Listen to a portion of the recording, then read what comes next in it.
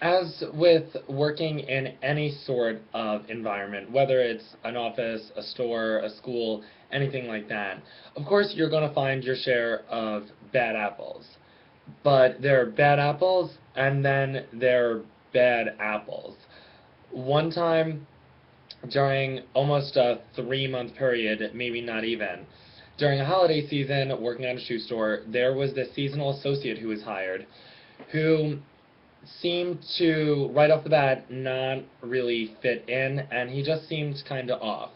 As time went on, as I discussed in this blog, he came off really rude, arrogant, disgusting, and disrespectful. He actually had a problem with having managers that were female because of his archaic religion. For whatever reason, he didn't like that they were in charge of him, and he would be making disparaging remarks and comebacks to the managers and then other female associates about how easy this job is and how he didn't really have to be told anything because it's not like it was some sort of rocket science. I believe that's almost a quote that's verbatim, because he's much smarter than this job and than everyone who was working there.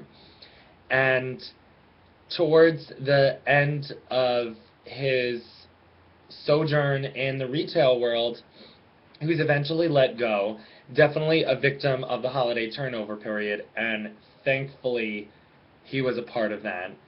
And the store manager at the time, who I described as the professor, had to conduct an exit interview with him because he just seemed very off.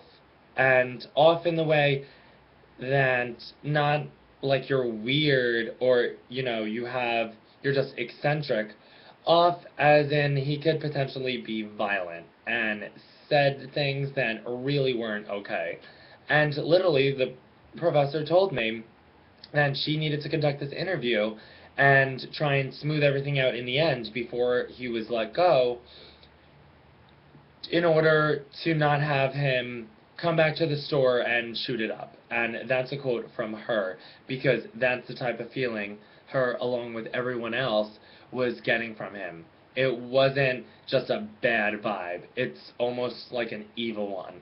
This kid came off as sick, and there's really no other way to talk about him. And this is the one instance in my retail career where I was almost scared for people working with him because we didn't know what he was capable of.